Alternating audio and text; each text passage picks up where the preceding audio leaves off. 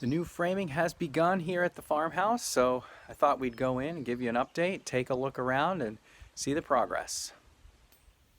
When we open the door, the framing is in for this new wall and for the pantry. You can see that the ceiling now is actually going to be up along the rafter line. That was actually easier to frame than trying to hang the ceiling down, and the old ceiling wasn't hanging on very much, so it would have all had to be reframed anyway. So kind of doing some of that framing up there is another change order.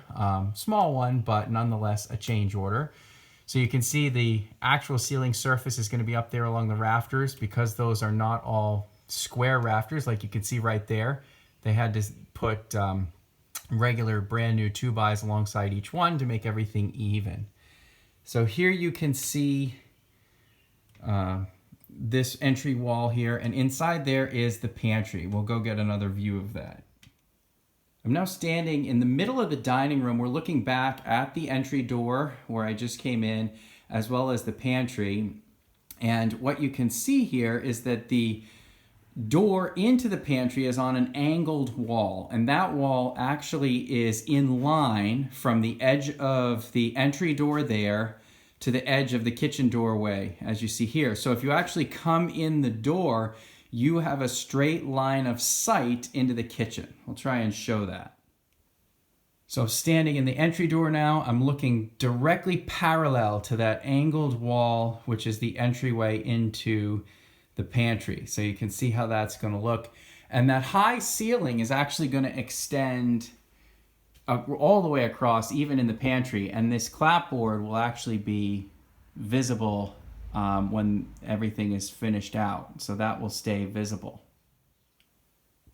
So this metal brace is pretty interesting. This is in the corner. I'm now standing inside the pantry. This is the edge of the original exterior wall of the house. So when this little addition was constructed, they had to deal with the fact that they were losing some of the post. And in fact, if we look at the bottom here, you can see the exposed tenon from the beam, and then you can see it has two pegs in it, but that clearly wasn't enough support, so that large angle brace was added to hold things together. So pretty interesting, and seems to still be holding real strong.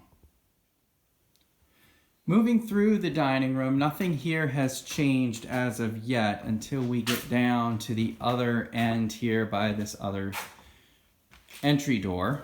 And here you can see that the new wall is being, or has been, framed for the new bathroom. So that's going to be the new bathroom back in there.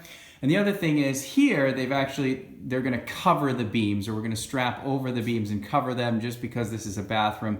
And that will allow space for the overhead vent fan and the duct for that, as well as wiring and all those things that need to go overhead in there. And the same will be true here in this hallway. These exposed beams that were always exposed will be covered up until you get to that dining room. And then these beams in the dining room, which were never exposed, will be exposed, but they won't be fully exposed because we need room for wiring there, as well as the plumbing for the bathroom. So that upstairs bathroom is kind of right here where the opening is. And I'll show you another issue that was discovered here within the last week. So this is upstairs in what was the bathroom. This hole through the floor that we're looking at right here is where the plumbing for the tub was in terms of the drain. And you can see on this beam, the channel that was cut out there was the drain pipe for the tub. Now the issue is, along the way, there was a leak here, and what actually happened is the center part of this beam was actually rotten. And so this likely needs to be sistered in some way as well, because there's a lot of the center of that beam there that was completely rotten due to water damage from leaking plumbing. So that's another issue that will need to be dealt with that was discovered once the subfloor came up here. So that'll have to be taken care of with another change order.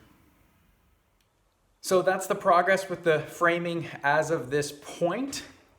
What I think I'll do now as a little bonus at the end of this video is take you and show you a place that I have not shown yet, and that is the attic. It's a little dark up here, but this house has a fully decked off or fully floored attic. The only lighting that we have is just a couple windows at each end, but right now you can actually see the principal rafters for the principal rafter system along with the purlins. Collar ties are all exposed. That's the chimney that we're looking at down there in the middle. And then down along this side, there are all of these posts and braces set up. Now, best I can tell, these are not structurally going all the way down through the house. They're actually built off of this floor, supporting this back roof, just supporting this back roof. Nonetheless, they look pretty neat. Now, the reason I show this is because they are going to be insulating up here. Obviously, there's no insulation now up at the roof line. There is some blown in insulation underneath this floor, which we can see a little bit if I move down here. Just barely.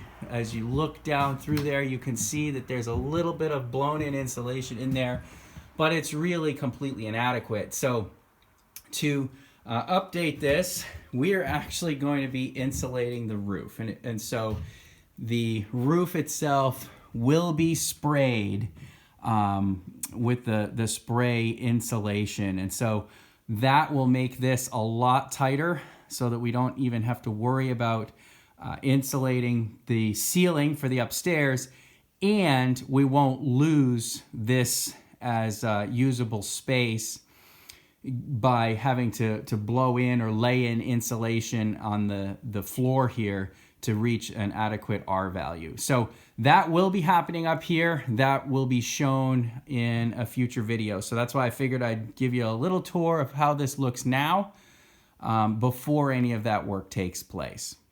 So that's it for today's renovation update. Hopefully you'll tune back in to see future progress.